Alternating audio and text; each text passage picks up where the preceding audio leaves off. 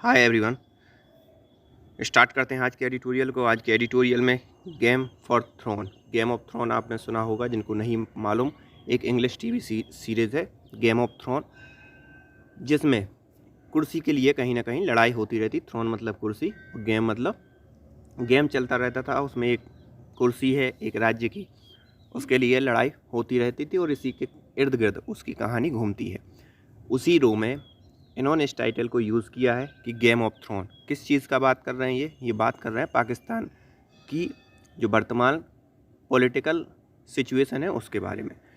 तो यही सब हम डिस्कस करने वाले हैं। स्टार्ट करने से पहले अगर आपने चैनल को सब्सक्राइब ना किया हो तो please hit the subscribe button and also join our Telegram channel, जिसकी लिंक आपको डिस्क्रिप्शन में मिल जाएगी। साथ ही साथ अगर आप कोई भी कोर्स अनअकैडमी से परचेस कर रहे हैं तो आप कूपन कोड यूज़ कर सकते हैं SHRINATH10, जिससे आपको मैक्सिमम डिस्काउंट जो भी जब आप सब्सक्रिप्शन लेके चल रहा होगा तो आपको अवेल हो जाएगा। तो स्टार्ट करते हैं बगैर किसी देर के आज के एडिटोरियल को। गेम फॉर द थ्रोन मतलब कुर्सी। Imran Khan move to cling to power betray his contempt for parliamentary procedure. It was certain that Imran Khan, Pakistan Prime Minister, would be ousted in the no trust vote। तो यहाँ पर ये बिल्कुल निश्चित हो गया है कि वहाँ पर जो no confidence motion Imran Khan के प्रति लाया गया था वो सही साबित हुआ और इमरान खान को कहीं ना कहीं अपनी कुर्सी छोड़नी ही पड़ेगी, अगर उसको वो अलाउ करते हैं कि नहीं। थोड़ा अगर आपको आइडिया ना हो तो मैं आपको बता दूं कि पाकिस्तान के जो हालत वर्तमान में चल रहे हैं इस टाइप से हैं कि जो विपक्ष है उसने पाकिस्तान की गवर्नमेंट को कहा या इमरान खान से कहा या जो पॉलिटिकल पार्टी सत्ता में है उससे कहा कि आप मेजॉरिटी में है नहीं। जैसे हमारे यहाँ मेजॉरिटी वाला सिस्टम चलता है कि 51% जिसके पास सीटें होंगी टोटल लोकसभा की वही प्रधानमंत्री बन जाएगा। तो इसी हिसाब से विपक्ष ने कहा कि इमरान खान के पास 51% लोकसभा की सीटें नहीं हैं बल्कि उससे कम सीटें हैं। और इसका प्रमुख कारण ये रहा कि जो इमरान खान के सपोर्टर थे या खुद पार्टी के जो लोग थे वो कहीं ना कहीं विपक्ष के लिए समर्थन करने लगे। तो उन्होंने नो कॉन्फिडेंस मोशन बुलाने के लिए बात कही। ये बात इमरान खान को मालूम थी कि वो उनको अपनी कुर्सी छोड़नी पड़ेगी अगर नो कॉन्फिडेंस मोशन वाली वोटिंग हो गई तो। इसलिए उन्होंने क्या कहा कि आरोप लगाया विपक्ष पर कि ये फॉरेन फंडिंग से हमारी कुर्सी हथिया रहे हैं, फॉरेन फंडिंग से हमारे जो सांसद हैं उनको ख़रीद लिया है और ये सब चीज़ें राजद्रोह देशद्रोह का वो करके पूरी की पूरी संसद को डिसॉल्व करने के लिए राष्ट्रपति से अनुशंसा ले ली। अब बाद में सुप्रीम कोर्ट में ये केस चल रहा है वहाँ पर कि ये इमरान खान कर कैसे सकते हैं। तो ये सब चीज़ें हैं। आपको मालूम ही होगा पाकिस्तान एक ऐसा देश है जहाँ पर किसी भी प्राइम मिनिस्टर ने अपना कार्यकाल पूरा नहीं किया। वहाँ पर या तो सेना, अभी तक जो ट्रेंड रहा है कि सेना बीच में आके 2 साल 3 साल 1 साल बाद सेना आके सत्ता हथिया लेती थी और मार्शल लॉ पूरे पाकिस्तान में लगा देती थी। अब वर्तमान परिस्थितियों को देखते हुए तो ये नहीं लग रहा है, लेकिन कहीं ना कहीं पीछे सेना का हाथ है, ये कहीं ना कहीं से रिपोर्ट्स निकल कर सामने आ रही हैं। तो ये पूरी कहानी थी। उसी कहानी के चारों तरफ ये चीज़ें मूव करेंगी। The opposition had put up a United face. तो अपोजिशन ने क्या किया, एक यूनाइटेड हो गए। किसके अगेंस्ट यूनाइटेड हो गए? इमरान खान के अगेंस्ट यूनाइटेड हो गए। और इवन खुद पार्टी के, इमरान खान की पार्टी के सांसद भी अपोजिशन में जाके बैठ गए। His elite had jumped ship reducing the ruling coalition to minority. तो यहाँ पर हिज एली मतलब किसके एली? जो इमरान खान के जो सहयोगी थे, सांसद थे, वो भी कहाँ पर जाके बैठ गए? विपक्ष के अंदर जाके बैठ गए और जो वर्तमान सरकार है उसको कहीं ना कहीं माइनॉरिटी में प्रूव करवा दिया। His party law maker had revolted against him. उसके जो पार्टी के लॉ मेकर थे उन्होंने भी रिवोल्ट कर दिया, विद्रोह कर दिया इमरान खान के against. The cricketer turn PM defeat was matter of formality in a country where no prime minister has completed their term.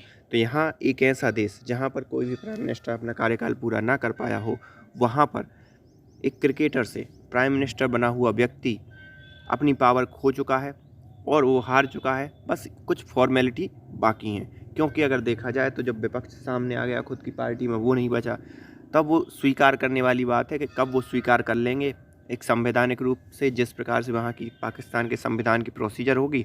तो सिर्फ वही बचा है, फॉर्मेलिटी पर बची है, बाकी वो हार तो गई है। On Sunday the deputy speaker dismissed the no trust motion. Sunday की बात है कि जो वहाँ के डिप्टी स्पीकर हैं उन्होंने क्या कर दिया, जो नो ट्रस्ट मोशन लाया गया था विपक्ष के द्वारा उसको क्या कर दिया, डिसमिस कर दिया, calling it against the constitution, और साथ ही ये कहा कि ये भैया संविधान के विपरीत है।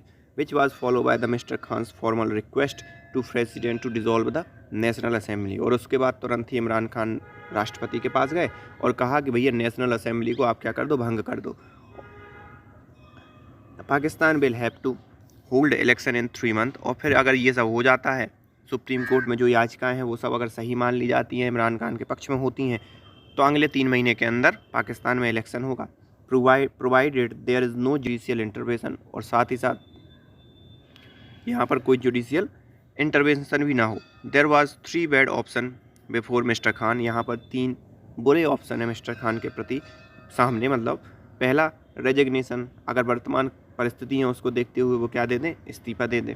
दूसरा क्या है, नो ट्रस्ट वोट और अर्ली इलेक्शन, या फिर नो ट्रस्ट वोट को आज नहीं, चलो आज तो स्पीकर ने मना कर दिया, डिप्टी स्पीकर ने, लेकिन फिर दूसरे दिन फिर से लाएगी अपोजिशन, तो वो करना, और या फिर इलेक्शन करवाना। ये 3 ऑप्शन बचे हैं। और इलेक्शन में भी ज़रूरी नहीं है कि इमरान खान की पार्टी जीत जाए, क्योंकि पाकिस्तान के जो आर्थिक हालात हैं वो बहुत बद से बदतर हैं। तो ये सब चीज़ें हैं। By choosing election he avoided a humiliating defeat and also sought to torpedo the opposition bid to form government for remainder of the current parliament's term। तो यहाँ पर अगर वो इलेक्शन करवाते हैं तो 2 चीज़ें उनके पक्ष में होंगी कि जो इस प्रकार से उनकी जो बेइज्जती हो के उनकी जो अभी कुर्सी जाएगी, अगर मान लो वो इस्तीफा देते हैं तो एक प्रकार से उनकी जो छवि है जनता में वो नेगेटिव बन जाएगी, तो वो बच जाएगी, क्योंकि चुनाव में हो सकता है कुछ सीटें वो जीत जाएँ। राष्ट्र ये सब चीज़ें जो जिस प्रकार से पाकिस्तान की जनता को वो गुमराह कर रहे हैं कि भाई विदेशी फंडिंग के कारण उनकी कुर्सी को खतरा हुआ, तो ये सब चीज़ें हो सकता है भुना लें और वहाँ से उनकी मतलब जो सीटें हैं वो ज़्यादा आ जाएं, तो कुछ मायनों में उनकी इज्जत बची रहे। और दूसरा, इलेक्शन से उनको ये फ़ायदा है कि जो वर्तमान में जो बचा हुआ टर्म है जिसमें विपक्ष अपना प्राइम मिनिस्टर बनाने की कोशिश कर रहा है, तो वो उस चीज़ को भी क्या कर देंगे, दरकिनार कर देंगे, या उस चीज़ से भी खुद को बचा लेंगे बिफोर द नेशनल असेंबली। और साथ ही साथ क्या होगा, चुनाव जैसे ही होंगे तो पूरी जो विपक्षी पार्टियां हैं जो अभी एकजुट हैं वो क्या हो जाएंगी, अलग थलग हो जाएंगी, क्योंकि सभी पार्टी अपने हिसाब से चुनाव लड़ेगी। तो इस सब चीज़ों के कारण इमरान खान फिर से चुनाव के लिए अग्रसर है। बिफोर द नेशनल, यह इच्छुक है, before the national assembly convened mister Khan has set campaign pitch by accusing the opposition of conspiring with the foreign power to unseat him. तो यहाँ पर जब से नेशनल असेंबली को इस टाइप से भंग किया गया, उसके पहले ही इमरान खान ने अपना कैंपेन स्टार्ट कर दिया था और पिच बनानी शुरू कर दी थी कि अपोजिशन जो है उनके प्रति षड्यंत्र, कॉन्स्पायरिंग मतलब षड्यंत्र रच रहा है विद द फॉरेन पावर की मदद से, टू अनसीट हिम, उनको कुर्सी से क्या करना, अलग थलग करने के लिए, कि मतलब इमरान खान को कुर्सी से हटा दिया जाए। The current crisis would also allow him to play victim of some foreign conspiracy and seek fresh mandate. तो यहाँ पर जो करंट क्राइसिस है साथ ही साथ उनके लिए ये भी अलाउ करवा रही है कि इस चीज़ को भुनाया जाए कि ये विदेशी षड्यंत्र है, और साथ ही साथ फ्रेश मैंडेट के लिए हम जनता के सामने जाएं। और ये आपने हाल ही में अगर न्यूज़ चैनल में आपने सुना होगा कि इमरान खान की स्पीचों में ये सब चीज़ें भी देखने को मिली। But the question is what price does Pakistan pay for is political manoeuvring. लेकिन यहाँ पर ये चीज़ देखनी होगी कि आखिरकार पाकिस्तान इस बात के लिए क्या प्राइस अदा कर रहा है। पॉलिटिकल मैनूवरिंग मतलब मैनूवरिंग होता है जैसे कभी पक्षी होता है, या आपने मछली को देखा होगा कि यूँ उछलती है, यूँ होती है, ये, तो ये प्रकार का मैनूवरिंग होता है। तो इस प्रकार की पॉलिटिकल उठापटक से पाकिस्तान को क्या प्राइस अदा करनी पड़ेगी, ये चीज़ देखने वाली है। The conspiracy theory, the dismissal of the no trust motion and the call for early election all suggest Mr. Khan's contempt for parliamentary procedure and basic democracy decency। तो यहाँ पर जो भी हैं कि नो ट्रस्ट वोट को क्या कर देना, डिसमिस कर देना, इलेक्शन को पहले से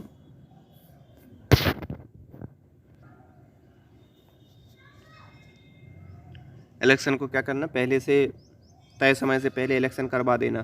तो ये मिस्टर खान की जो कंटेम्प्ट ऑफ पार्लियामेंट प्रोसीजर है और जो बेसिक डेमोक्रेसी होती है उसकी डिसेंसी का कहीं ना कहीं हनन कर रहे हैं मिस्टर खान की। For the labyrinth he is in today, Mr. Khan has to blame nobody but himself। तो यहाँ पर जो भी भूल भुलैया या जो भी सिचुएशन है वर्तमान के अंदर, वो सिर्फ किसको ब्लेम करेगी, मतलब मिस्टर खान किसको ब्लेम करेंगे, किसी और को नहीं बल्कि खुद के लिए ही ब्लेम करेंगे। Having been political underdog for year, he broke into Pakistan in two-party political order in 2018 with the direct support of the military। तो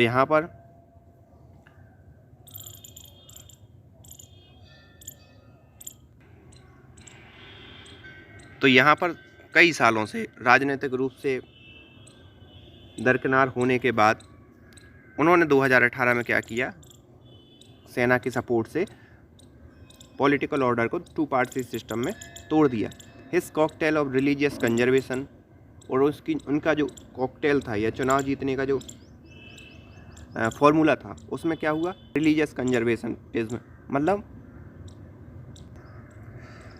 एक रिलीजियस कंजर्वेशन मतलब ये होता है कि जो रिलीजियस इस्लाम, पाकिस्तान में इस्लाम है तो इस्लाम के जो रूढ़िवादी चीज़ें हैं उनको प्रमोट करना, नेशनलिज्म राष्ट्रवाद को बढ़ावा देना, और इस चीज़ को वो कहना कि हम एंटी करप्शन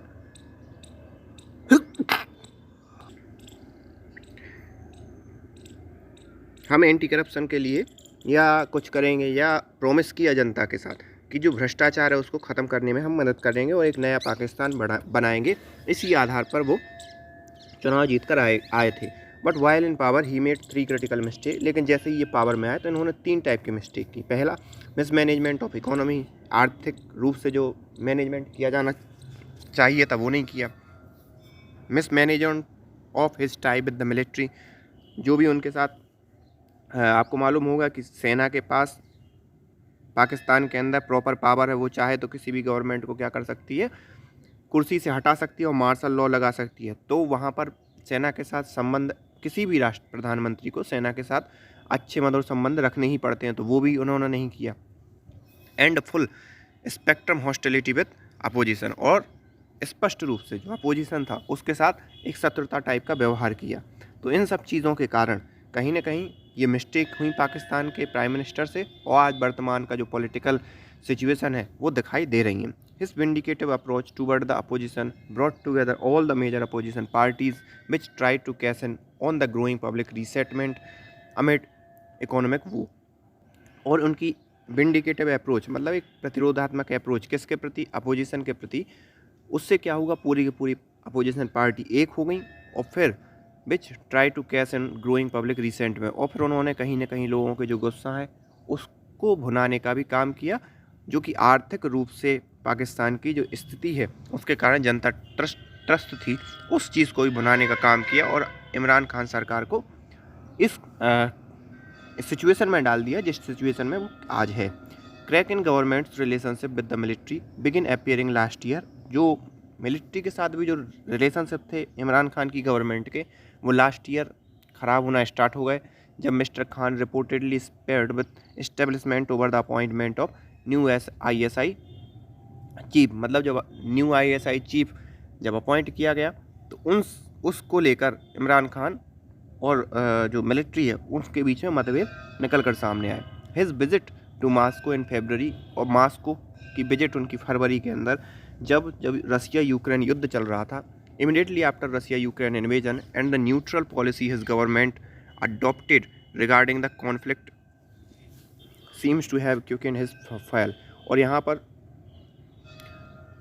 उनकी जो पॉलिसी है, न्यूट्रल पॉलिसी उनकी गवर्नमेंट ने अडॉप्ट की रसिया यूक्रेन वॉर को लेकर, उसके कारण उनकी जो कुर्सी है तुरंत के तुरंत धराशायी हो गई, क्योंकि उन्होंने सोचा कि जैसे इंडिया कर रहा है हम भी वैसा कर लेंगे और एक हमारी जनता के बीच में एक स्ट्रॉन्ग संदेश दे देंगे। लेकिन व्यक्ति को अपनी सीमाओं के अंदर ही चीज़ों को रखना चाहिए कि वो किन सीमा के अंदर है, वो कैसे कर सकता है। उसने सोचा कि वो इंडिया के लेवल पर चीज़ों को सुधार लेगा, लेकिन उसे क्या मालूम कि उसकी महत्ता अमेरिका के लिए तब तक थी जब तक कि अफ़गानिस्तान में उसका डायरेक्ट हस्तक्षेप था। अब ना उसे अफ़गानिस्तान से मतलब तो तुम्हारे पास फंडिंग या तुम्हारा कोई मतलब है नहीं। दूसरी बात, अब उसे चाइना को काउंटर करना है, और चाइना को काउंटर करने के लिए Pakistan is not a good option.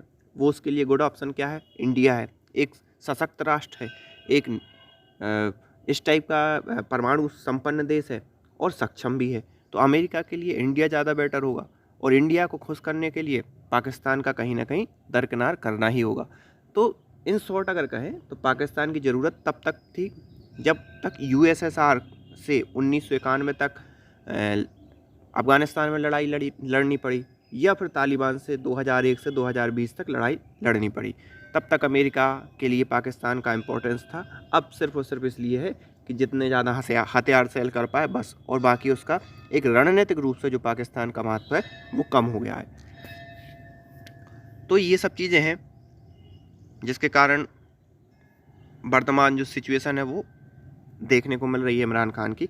Last week the army chief general Qamar Javed Bajwa spoke against the Russian invasion and reemphasize the importance of Pakistan tie with US. अब यहाँ पर तो देखो इमरान खान ने क्या किया, न्यूट्रल टाई रखी कि भाई हम किसी के साथ नहीं जाएंगे, ना यूएस ना रसिया, किसी की निंदा नहीं की। लेकिन कमर जावेद बाजवा ने क्या किया, रशियन इन्वेजन के अगेंस्ट वो मतलब स्पीच दे दी और ये बोल दिया कि हाँ रशियन इन्वेजन सही नहीं है, या रसिया क्या कर रहा है, इन्वेड कर रहा है यूक्रेन को। और ये रीएम्फेसाइज किया कि हाँ भैया यूएस के साथ उनकी जो रिलेशंस है वो बहुत महत्वपूर्ण है। And public rebuke of Mr Khan's pragmatism. तो यहाँ पर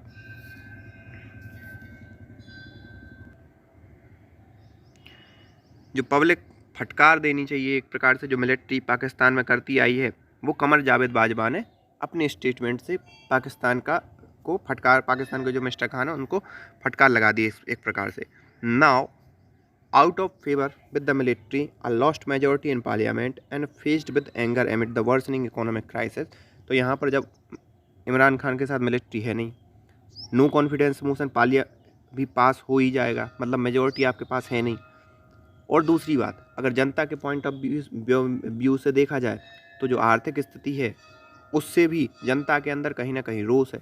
तो captain does not have any good option before him. तो यहाँ पर इमरान खान के सामने कैप्टन उन्हीं को बोला है कि कैप्टन इसलिए बोला है क्योंकि वो क्रिकेट से आते हैं, वहाँ पर कैप्टन रहे। तो captain does not have any good option before him, captain के पास कोई एक अच्छा ऑप्शन नहीं है उनके सामने। With his back against the wall, what he is doing for political survival is only weakening the Pakistan non-military institution and subverting its democratic proceeding। तो यहाँ पर जो भी वो कर रहे हैं वो कहीं ना कहीं वीकन ही करा है नॉन मिलिट्री इंस्टीट्यूशन को। नॉन मिलिट्री इंस्टीट्यूशन मतलब समझ रहा हो ना, अब सुप्रीम कोर्ट हो गया, संसद हो गया, इन सब को कहीं ना कहीं वीक ही कर रहा है। और अगर ये सब वीक हो रहा है मतलब मिलिट्री कहीं ना कहीं ताकतवर हो रही है। तो एंड सबवर्टिंग इस डेमोक्रेटिक प्रोसीडिंग्स, जो भी डेमोक्रेटिक प्रोसीडिंग है उसको भी कहीं ना कहीं ये बैंड बजा रहे हैं। इससे ज़्यादा और कुछ नहीं है। बेटर ऑप्शन ये होता है कि वो जाएं और अपनी कुर्सी खुशी खुशी त्याग दें। तो आपने देखा किस टाइप से ये गेम ऑफ थ्रोन पाकिस्तान के अंदर चल रहा है। इमरान खान अपनी कुर्सी बचाने के लिए लगे हैं, और उनकी बचाने के कई कारण भी है, क्योंकि अपोजिशन जैसे ही अगेंस्ट होगा, अपोजिशन की सरकार आएगी, तो जैसा कि पाकिस्तान का पूरा इतिहास रहा है, वर्तमान प्राइम मिनिस्टर को या तो वो जेल के अंदर डाल देते हैं, या कहीं ना कहीं किसी न किसी मुकदमे में जेल डाल के मृत्युदंड दे देते हैं। तो पूरा का पूरा गेम ख़त्म हो जाता है। तो आई होप आपको एडिटोरियल ये समझ में आया होगा। So thank you for this editorial.